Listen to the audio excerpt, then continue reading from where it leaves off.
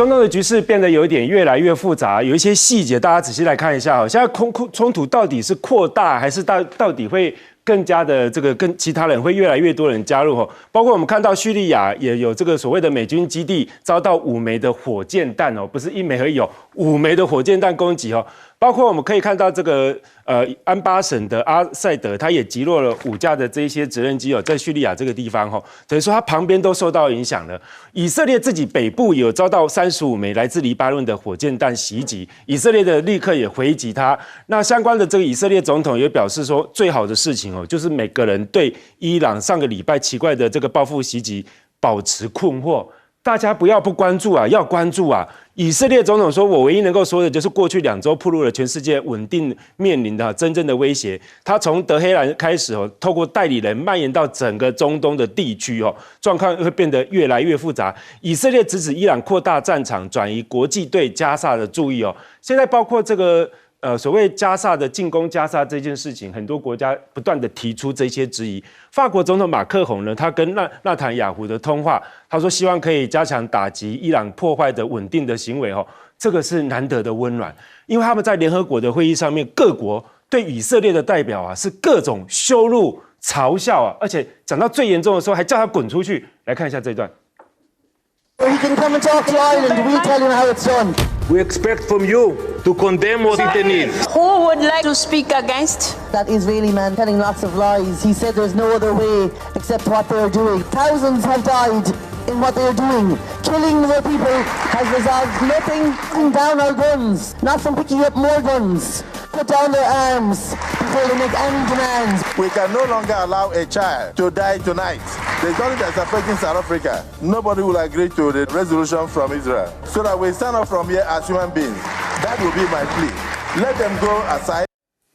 各国代表轮流讲的时候，你看唯一不断的就是掌声啊！哇，大家都群起激昂那到底怎么回事？来看一下《华尔街日报》有讲到说，随着伊朗的危机慢慢消退，以色列距离拉法入侵又更进一步而且你看是医护人员甚至还有很多这个小朋友也受到影响。以色列军方跟犹太屯垦者呢，都对他们开枪目标就直接锁定了救护车，等于说是无差别了。不有攻击这一些弱势，这样以色列的军情局长辞职了，加萨事件以来第一个下台的以色列的高层。那有一个比较悬疑的事情，纳坦雅胡自己爆料说，奇怪，我们极机密、极小圈子4个人的秘密会议里面，每次开完会就有人泄密。你知我知，4个人知道的事情，怎么会有人知道呢？他指的是谁？就是国防部长。他甚至说，有些人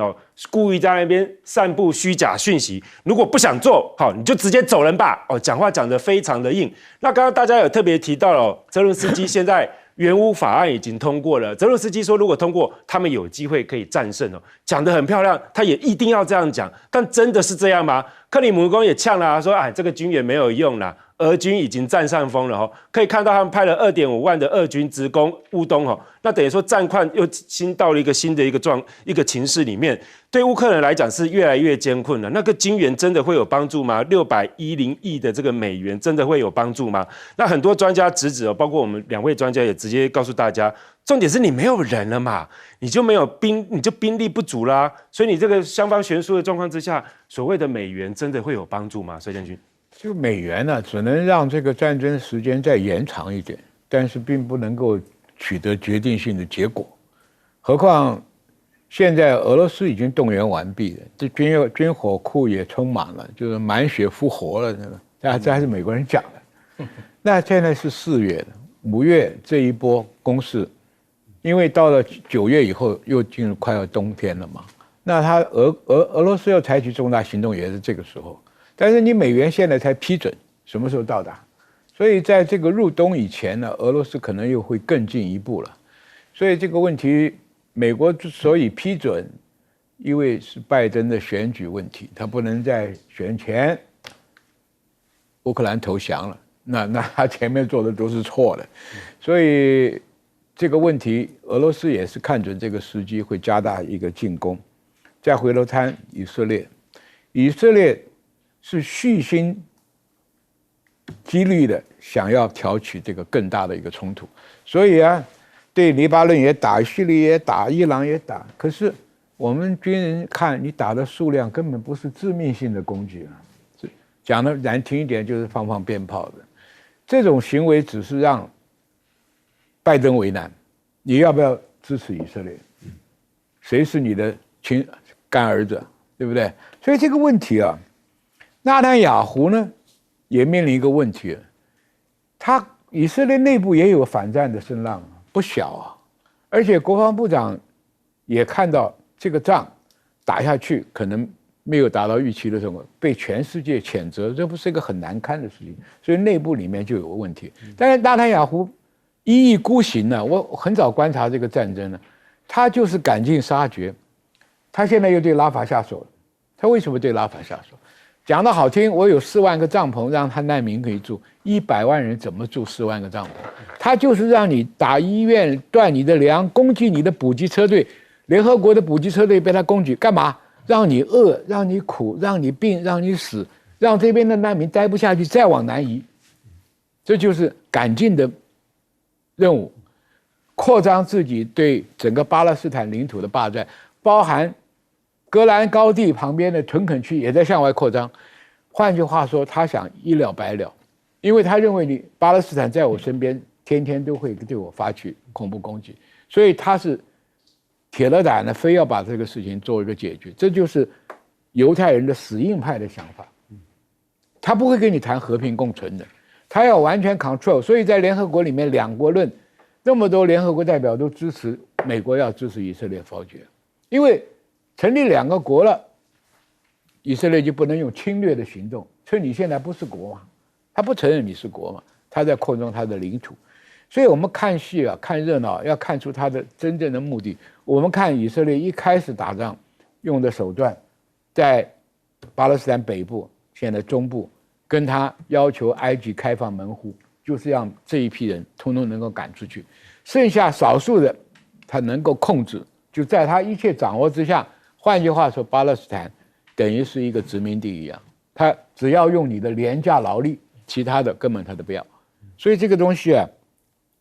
大家看不顺的就是说，当年大家同情你以色列是因为纳粹对你赶尽杀绝，今天你又拿这个事情来报复人家，对不对？难道说纳坦雅胡希望能够产生一个像巴勒斯坦的摩西带着这100万人走吗？不可能嘛！所以这个东西就是死伤会更多。接下来请教黄教授，你怎么看中东的这些冲突，还有包括乌克兰的战事？中东的这个冲突啊，说实在，现在越来越复杂了。因为不只是原来我们看到的以哈冲突啊，伊朗也加入了，而且更不用讲说，我感觉周边一些本来就是反美、反以色列的这些，不管叫做民兵武装组织，或者是周边的这些阿拉伯的国家，他们现在也跃跃欲试啊，希望就是让这个冲突变得更大，让大家干脆一次来把这个所谓的以色列问题解决了啊，这个是我的感觉了，我希望不是错啊，希望不是对的啊。那当然，在最近一波这个以色列先攻击了伊朗在叙利亚的使领馆，然后伊朗回敬之后呢，以色列又回敬一个就像刚才主持人讲的一个很困惑的一个好像是以色列发动的军事行动，就是前几天这个伊朗在它的西部打下了几架无人机，那到底是不是以色列呢？也不知道。然后伊朗有些高阶的官员也说，这个呢也不能算是一个非常具有侵略性的军事行动。那它到底是什么？反正大家就不要把话讲白，就模模糊糊的。我觉得伊朗跟以色列目前可能是在美国强力的斡旋之下，这样的一个表示哦。问题在于说，伊朗它就算有这样的一个暂时保持短暂和平的意愿，可是它周边的这些兄弟们，我举例来讲，譬如说他在叙利亚，他有个叙利亚个民防军叫 National Defense Force， 叙利亚的民防军没有火箭弹，理论上没有火箭弹，人数也搞不太清楚。它有的比较是传统的这些步枪啊、这个手榴弹啊、地雷等等的。那叙利亚就跃跃欲试啊，对以色列的这个复仇心是很强的。那比较有火箭弹的力量，当然就是在黎巴嫩，在黎巴嫩的真主党旅啊，真主党旅。另外还有像在也门的胡塞组织，就青年团结组织，这些都是有火箭弹能力。所以你可以看出来，真正能够远距去攻击以色列的伊朗的这些兄弟们，他们有一些不一定会听伊朗的话啊，但是我也不排除另外一个可能是什么，就是伊朗表面上说好啊，我暂时西线无战事，我跟以色列不要有再进一步的冲突，可是背后就叫我的兄弟啊，来去丢几颗，不要让大家觉得我们好像就真的听话，或是我们示弱了。这个我觉得在国际政治上是很常见的这种所谓代理人的战争，更不用讲说伊朗的代理人战争已经在过去跟以色列已经冲突了非常多了，在地中海、在陆地上等等，太多了。那我也必须要强调，就是说现在看到的是伊朗它有一个隐隐约约的叫做抵抗轴心，它不只是在中东，而且在北非这些阿拉伯国家，只要是讨厌以色列的、不喜欢美国的，很多都慢慢的聚集在伊朗的一个建议之下。那未来这个抵抗轴心会不会有更大规模的这个中东的武装的攻击？我觉得我们必须要小心的看待。中东打到大理人哦，然后包括我们看到乌克兰，它到底是缺武器、缺人、缺钱、缺哪一种？会有帮助吗？请教委员。这样子啊，这乌克兰真的是我们台湾看它不能把它当作只是眼荒一场悲剧，要把它看它不小心，我们真的会成为乌克兰，因为它几乎在欢迎着美国在拱死一个工具，然后付出代价，最后死伤累累，然后他盆满钵满，然后撤退而走。然后我们来看看，今天美国给伊朗再多的军援，武器要有人用，他今天4000万的人口已经成为怎么样子？战死的、逃亡的，已经在自己内部不到2000多万。这2000多万里面，再扣掉小孩、老人、妇人，他还有多少的精力可以用？武器给了，没有人，而且人是越战越少。现在所有流亡出去的乌克兰人，有没有要返国来捍卫领土？大概出去就不回来了，是吧？这是，然后呢，跟他作战的俄罗斯，他的后方是生活照常啊，食衣住行娱乐样样不缺呀。那你说这场仗怎么打下去？第二个，打仗除了靠人力，还靠士气。今天所有乌克兰人认为这是胜利成功在望，我们再拼一下，我们付的代价是会赢的，是有这种感受吗？至少我们看不出来，没有人力，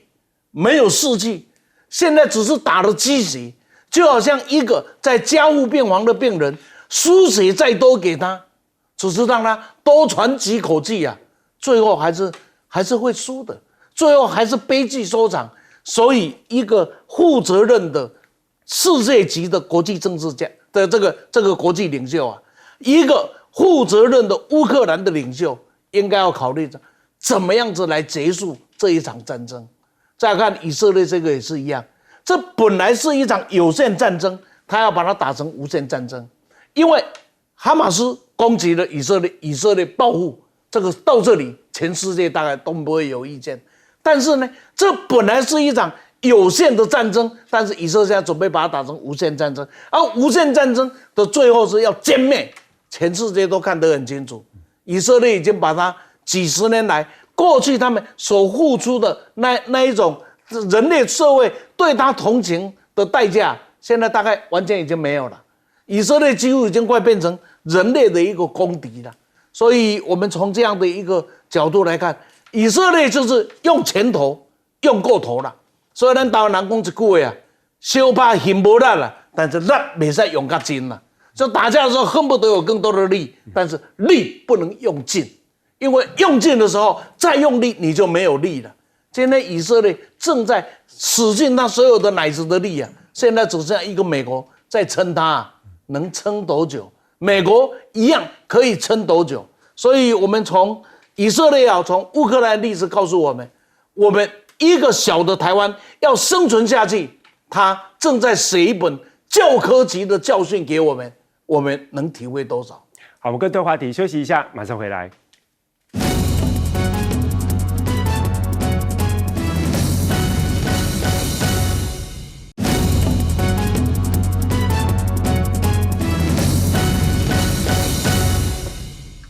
沙国跟这个香港的距离越来越接近哦，两个有合作。我们看到一个新闻，沙国呢跟香港的这个政府直接签了备忘录，彼此未来希望可以多一点合作。遇到争议的话，我互相沟通，互相的避免哈。那这个中国大陆它有推销了一个很重要的开发，叫未来城哦 ，NEOM， 好，它不知道能不能念成 NEO 哦。它是跟中国大陆的投资者来招手哦，这个看起来蛮漂亮的，感觉很有未来感。那整个从这个滞空从外太空看过去哦，就好像是一条金光闪闪的，像是一道线一样，一道光这样子哈。沙国的王储他牵头，他带了一个团队到中国大陆去哦，都是一线的城市去做访问。他需要中国来投资5000亿的美元，然后看这个照片啊，都感觉好像是这个未来式的这电影场景才会出现的这个内容哦。新未来城的执行官纳兹米他讲说是一个很宏大的愿景，很可能是21世纪最让人类振奋而且非常成长性的一个倡议哦。好，那大家问了，沙国自己应该也很有钱吧？为什么大队人马王储还要带着人去中国大陆找资金呢？他说，以色列跟伊朗还在发生战斗的时候呢，这个沙国的代表已经到北京、上海、香港跟深圳呢主要的城市做为期7天的访问哦，这算是深度哦，地域也广，时间也长。他希望可以容纳一个900万居民的现行城市哦，相当惊人的一个 idea。那这个执行官纳兹米刚刚讲到说，他非常复杂、很巨大的一个工程，这样的工程需要大量中国企业的参与哦，才有办法实施。那还有另外一件事情也震撼了 A 股，沙烏地这个阿美他突然出手抄底1000亿的这个巨头哦，这个本来就很有钱了，他现在要跟恒力的这个石化要做合作，哇，强联手要做这个方面扩大力度哦，来这个合作。沙烏地阿美的高管阿尔卡塔尔他也讲说，我们要扩大在重要的中国市场里面的业务前景啊，他感到非常非常的兴奋。那印度的分析师直接讲，他说，如果伊朗跟以色列之间的紧张关系导致荷姆兹的海峡哈，这个之前伊朗也有讲，他说其实我们就是最狠的手段，就是把荷姆兹海峡把它关闭起来。那相关的这一些领域啊，航运什么，大家都会非常紧张啊，这会导致原油跟天然气的价格飙升。缓解这个紧张局势的努力啊，可以避免油价的飙升哦。不过这1-2天，油价跟金价有稍微回正的一个状况了哈。路透社也讲说，美国将恢复中国太阳能设备苛征的关税哈。报道是引述2个知情人士，美国要使出这个新的一个方式哦，新的这个中美要抢能源的这个，请教邵将军。这个沙烏地很奇怪，他要这个沙烏地这些领袖啊，都受过高等教育的，你不要说搞错了，王公贵族都是送出去，他不是我们想象中间的土包子啊。第二个，他们高层很清楚，石油总有一天挖光的，所以全世界的大商人是他了，全世界投资，就像金融上面能够赚回他应有的利润，因为确保他国家的利益能够存在，所以他又要变一些花样来了，因为老百姓也希望沙烏地，你看沙漠里面要盖这么大的工程，除了找中国，找谁啊？中国是青康藏高原的铁路、高速公路、沙漠、冻土，它科技都能够克服啊。所以中国有很多大型的企业公司都在嘛，有做机械的，有做房地产的，有做这个公路的，有做桥梁的，什么样的公司都是大字号的公司，所以他到中国去是必然的啦。何况中沙之间现在蛮友好的啊，所以这个工程就看中国大陆是能够，别的国家抢不过这个单子吧？一口吃不下这么大东西，尤其在沙漠里面，而且以前他干那个圣城麦加的那条公路，已经给人家一个高铁，给沙烏地有信心嘛，你能在这里盖出来，所以我想中国跟沙烏地的结合是越来越紧密了，将来中国还可以卖他武器了。对不对？像美国不卖35B，中国大陆就拼命跑到沙烏地那边去搞航空展览，无人舰、无人潜舰都表演给你看嘛。啊，这是一个未来的趋势。另外，我们要讲这个荷姆兹海峡。荷姆兹海峡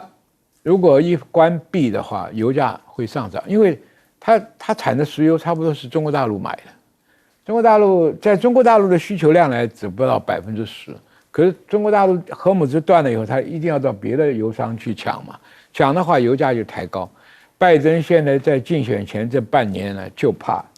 油价高，油价一高，百货齐涨嘛。这个通膨对拜登的选情啊都不利。所以今天我们归纳一点，你看沙烏地，不是，你看这个伊朗，看以色列，看拜登，看乌克兰，都是为了个人这个总统位置能够保持不牺牲千万万的老百姓的死伤啊，那不是吗？你美国有能力可以制止俄乌战争，也可以制止沙烏地跟伊朗的战争，你为了你竞选，对不对？伦策斯基不是为了保全那条狗命，拼命还在那里撑吗？纳坦雅胡不是也是为了自己的位置打到底吗？所以这个东西啊，天地不仁，以万物为刍狗，就是这些领导人物出的问题。全世界的纷乱呢，三军统帅总统有起战指导，也有终战指导。可惜这些人没有指导，完全为了自己个人的私人的官位、政治生命，不惜牺牲老百姓的生命，牵起这些很多無謂的戰爭。真正要責怪的就是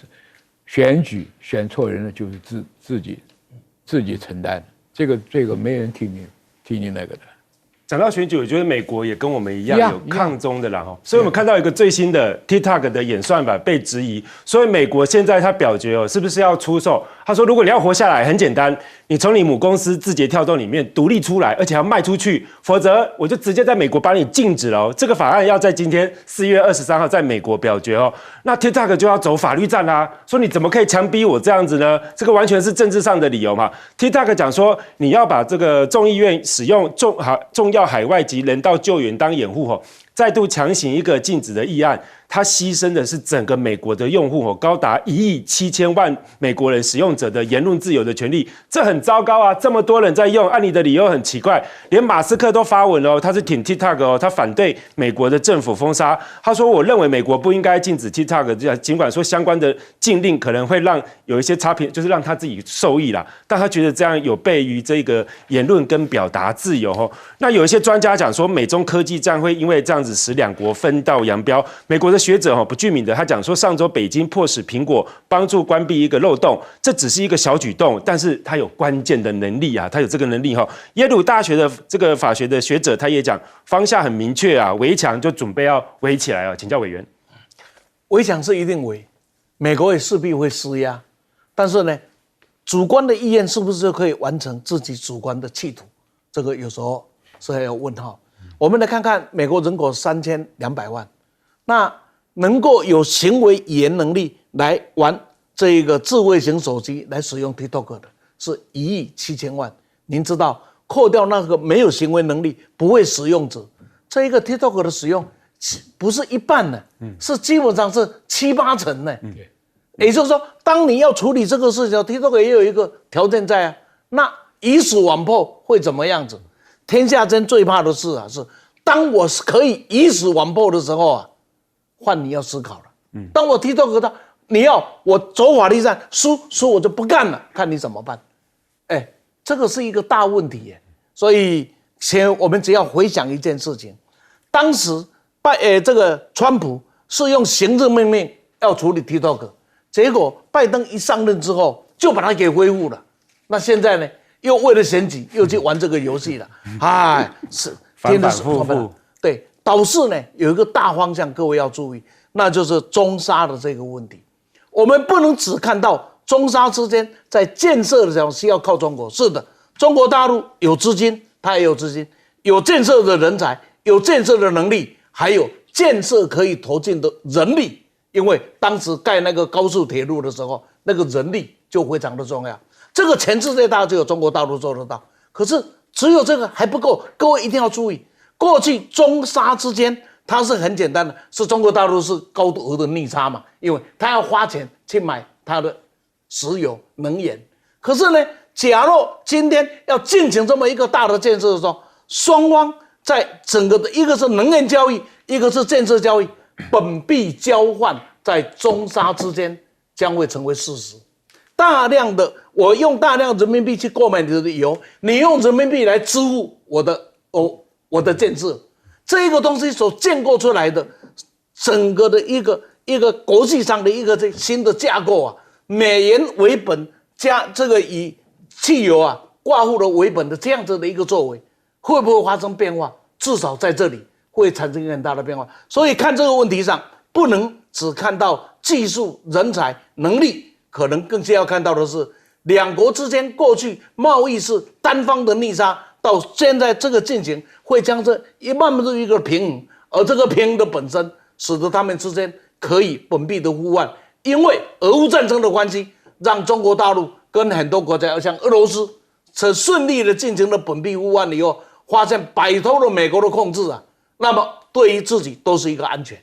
所以要请教黄教授，您怎么看现在中沙之间合作的密度越来越深哦，以及 TikTok 在美国准备要被封杀哦，到底会不会过今天这个会有答案的哈？对，在我们录影的现在，美国国会应该是还没有开始讨论，表决器对他们准备要起床了啊，准备要到办公室准备讨论，所以我们还不知道结果。但是我觉得这个抖音呢，现在它已经变一个政治问题。那政治问题就没有什么绝对的对跟错。譬如说，美国就有很多的官员、国会议员、意见领袖说，抖音就是一个中国大陆洗脑美国人的工具。但中国大陆就说没有啊，抖音它就是一个上市的公司啊，而且你美国有妄想症。我怎么会用抖音去洗脑你美国人民呢？所以两边这个政治问题，我没有办法说哪边是有一个100%这个定于一尊的这个绝对的这个答案上的优势啊。但是我也必须讲说，这个抖音它其实在川普的2020年的时候，川普想要把它禁掉，他颁了行政命令，结果美国的联邦法院法官说你这个违反言论自由，所以川普那个行政命令就没有了。那我还记得在去年就2023年的时候，美国的蒙大拿州那个州长是超级保守派的，那个州长说我也要禁抖音，这个对我州里面的青少年身心都不健康。结果呢，蒙大拿州的联邦法官又说对不起啊，你违反了言论自由。所以拜登政府甚至美国国会，我觉得他们不会不记得前面发生的事情，但是呢，我说这是政治事情嘛，所以你就继续往前走，反正新闻先出来说抖音残害我们美国人的这个思想的正确性或等等等等的，那最后法官要在判的时候，你已经可能都到年底，甚至都已经选举选完了，而且就算是年底的时候，共和民主各取所需，大家都展现了所谓的抗中反中的这一个强力的气势，政治上我已经赚到了嘛。那法官如果说对不起，你这个违反宪法或违反这个保护言论自由的话，啊，我尊重法官，没关系，我选上了。对，这事情反正事情就这样结束了嘛啊。好，那这个沙烏地这一块啊，其实这是他的这个2030愿景里面一个很大的工程。那这个新的未来城啊，它的占地已经是2.6万平方公里，台湾的2/3多一点点的大小了，这么大啊。那人口现在不知道能住多少，有人说可以住到800-900万，800-900万，目标900万。对，那这里面的技术啊，为什么找中国大陆？刚刚前面2位前辈已经讲了很多了。那我觉得这个我们可以看到，不管是它在这个新能源的方面，或者在这个 AI 跟交通的这个整合上面，或者其他新的科技的这些创新上面啊，还有包括生物科技，中国大陆其实世界不是第1，也是前3、前4吧。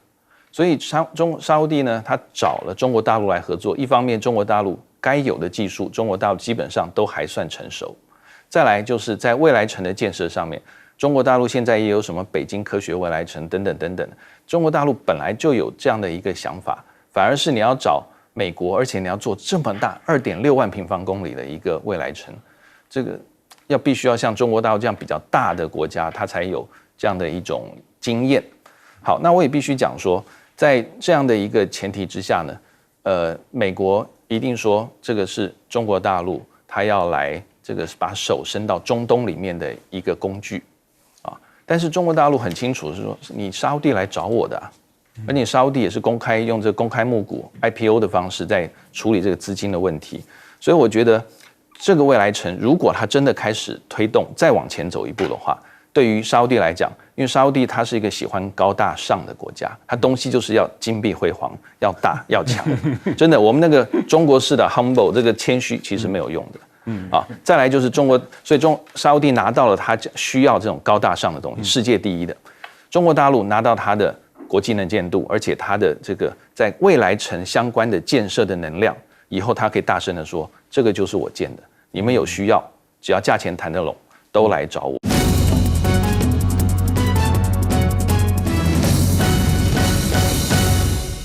520越来越接近了，大家很关心两岸的局势到底怎么样？欢迎收看《新闻大白话》，我是主持人肖周。首先欢迎我们的来宾帅汉明帅将军，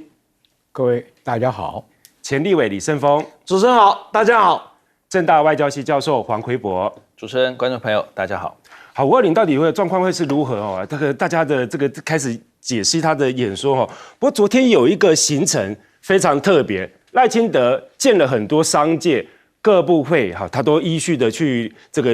个参访哦。但是比较吊诡的是，陆委会昨天他去的时候很低调啊，媒体也没拍到啊。那相对有人问他说，赖总统，你对这个陆委会有没有做出任何工作指示？陆委会非常非常低调，说我们没有回应啊，不敢多说啊。那昨天有一个状况，在澎湖的海域里面，我们的海军张骞号跟对岸的解放军的丽水号有发生对峙的状况哦。那以往在这一个领域里面，其实不会有这种情形啊，但是现在就有这一个状况。那对峙的过程当中里面，对岸还很强势哦。他说我是谁，你是谁啊？你要注意你的位置哦。来听一下这一段。台湾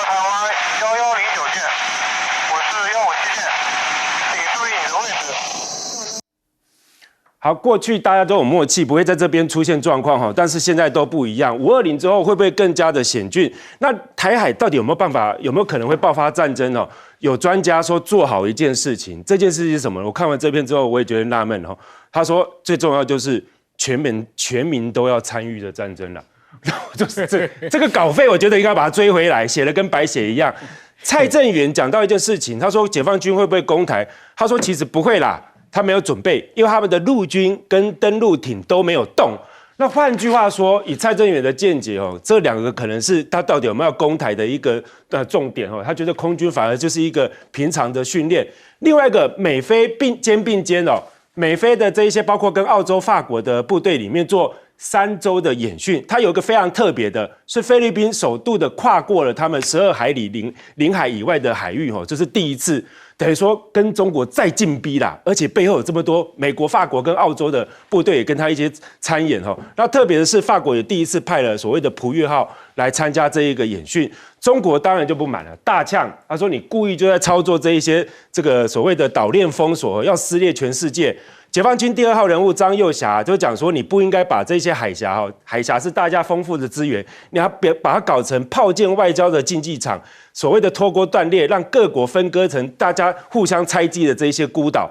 海上搞这个所谓的围堵和遏制，岛链封锁，让世界陷入动荡的这一些漩涡里面严厉的谴责。那外交部的发言人汪文斌都讲说，中分其实是有过承诺的哦，我们对处理仁爱交局的时候，其实是有一些共识啊，你怎么现在把这些共识都撕毁了嘞？怎么没有按照我们的共识来执行呢？不过菲律宾是否认哦，他说没有，我们没有达成这些共识哦。好，那还有另外一个谜中之谜，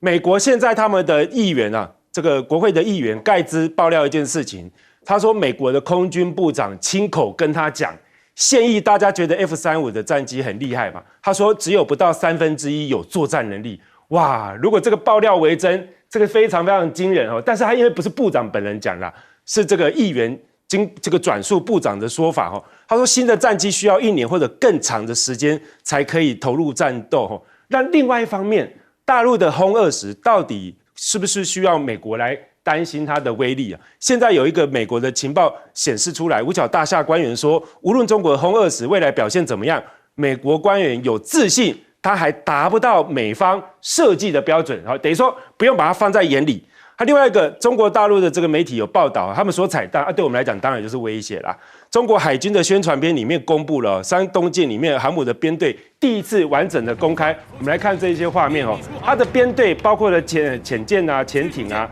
还有航空联队都有出来。它整个水下力量还包括3艘的潜舰，其中有1艘呢，它还是战略的核潜舰哦。然后这个是他们海军的官方的一个宣传影片。正片的最后面是最黄金的一个压轴的画面，就是他们画面里面有核导弹垂直发射哈。那它从媒体从它弹体外形来判断，应该是巨浪的潜射弹道飞弹，所以他们展现的是他们的这一个实力啊。当然，这大家看他们是彩蛋啦，对我们来讲，那当然就是属于是威胁了。帅将军怎么看？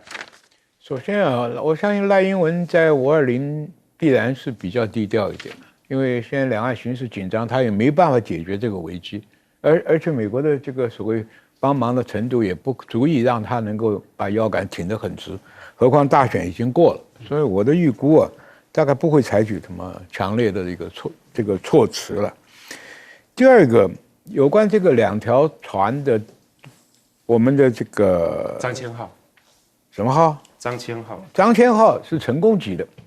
那碰到解放军的这个丽水号哈，这个有个问题，丽水号是才编成战斗序列的一条新船，2020才下水嘛，下水道它测试，听说它的考核成绩还不错，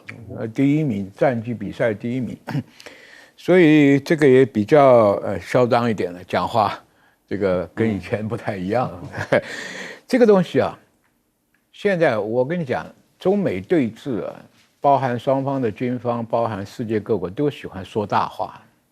我从小看流氓打架，那个小粗辣的就跑到最前面，吼一戏啊。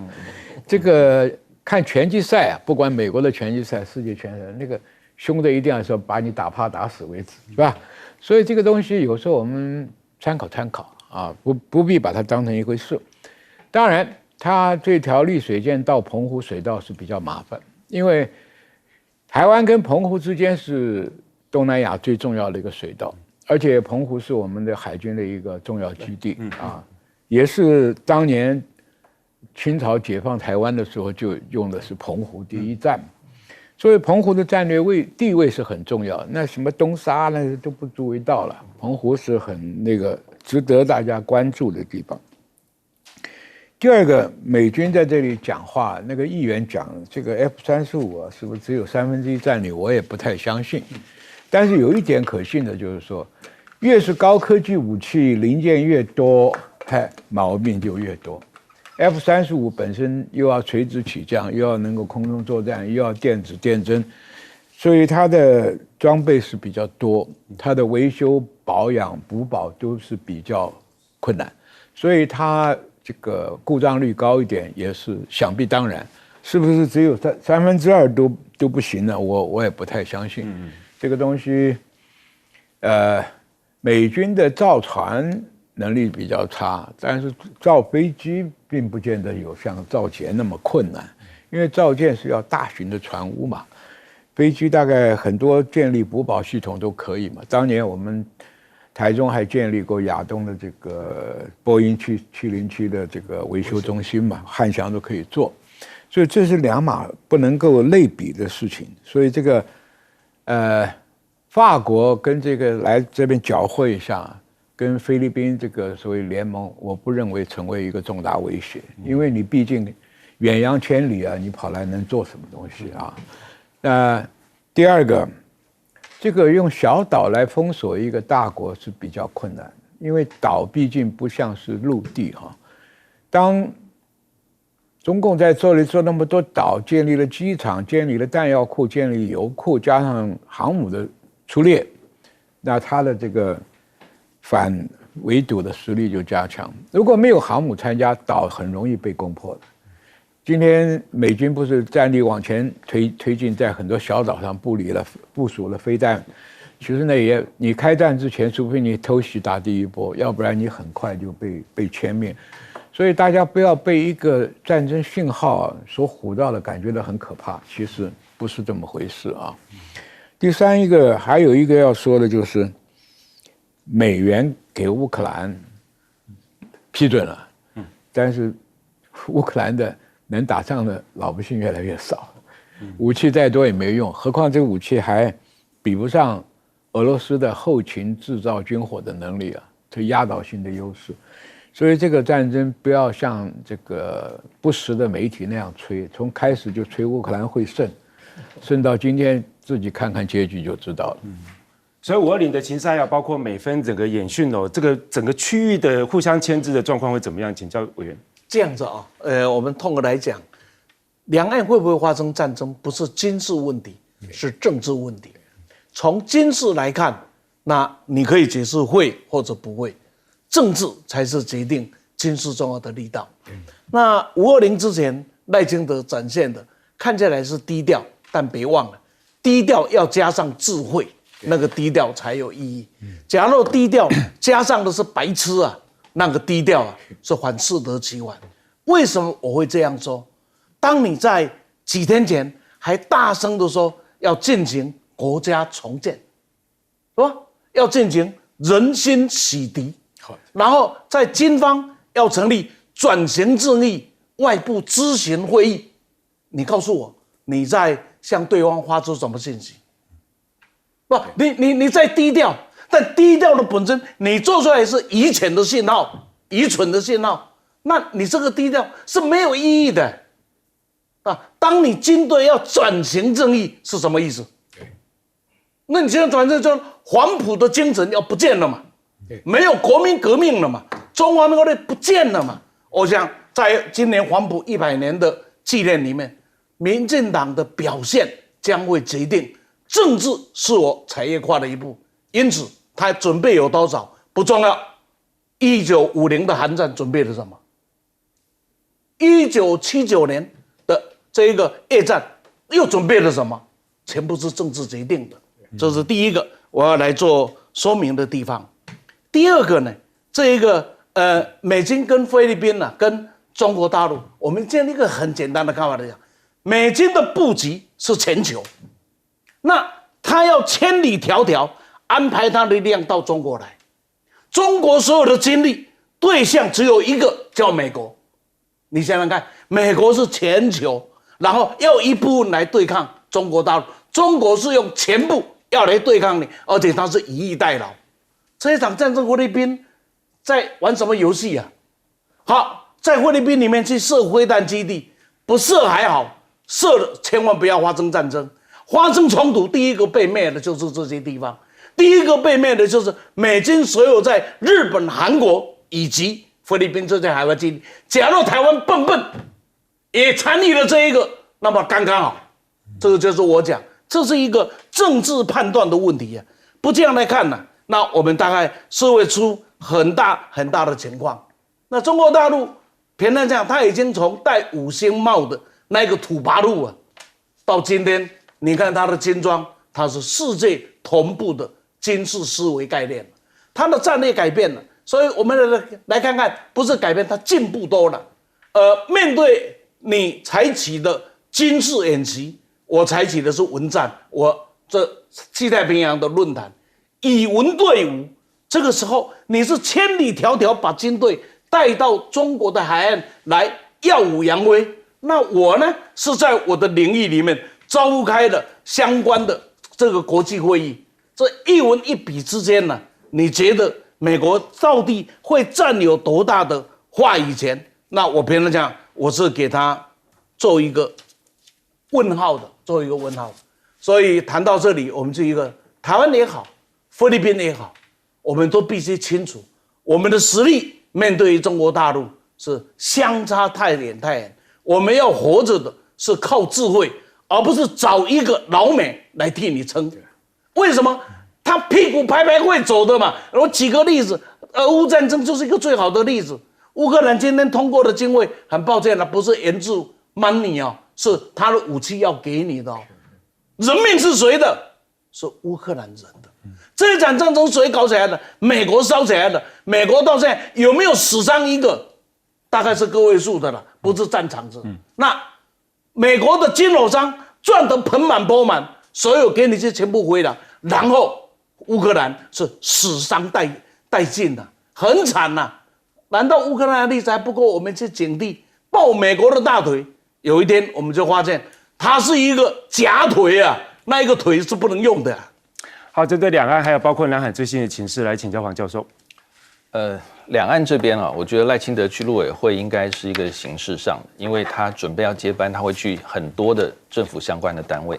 我比较关切的是陆委会到底给赖清德做了什么样的简报？因为陆委会在两岸的关系急速的恶化这8年，其实对岸的掌握非常的糟糕。不是他们的官员不努力，而是大环境让他们没有办法努力。在这样情况之下，他们会给赖清德做出什么样的分析，怎么样的建议？其实这个我是很好奇的啊。那另外就是说，在两岸我们也看到了有人，我也不知道是谁啦。刚才主持人提到的全民皆兵，全民皆兵当然是我很小的时候听我父执辈他们讲的，那时候全民皆兵的这样的一个想法。当时两岸关系当然紧张到不行，但是我们也不要忘记2008到2016年马英九政府时期的和平稳定繁荣的这8年，所以那时候也没有放弃强化嚇阻的力量，但是另外一方面，我们靠着政治的协商，还有政治的对话的基础，两岸展开了那种化解敌意、朝善意的方向前进的那8年。所以我觉得两岸关系其实很简单啦，也就是靠2条腿走路嘛。第一个当然还是要强调国防跟心防，但是第2条腿绝对就是政治的沟通与协商。有人说中共为什么要跟你谈？重点就在于说，因为中共他也不想用武力去解决台湾的问题，而且就像蔡正元委员讲的，确实啊，中共没有准备好攻台的能力，在没有准备好之前，我不觉得解放军会轻举妄动，除非他被逼到最后没有办法了。这也就是我们在台湾有些台独的势力，再把这些急迫感加附在中共的身上，让中共不得不思考，在没有准备好的时候，也只能用武力去解决台湾的问题。那至于在南海这一方面啊，很好玩的，你可以看到北京这边是说，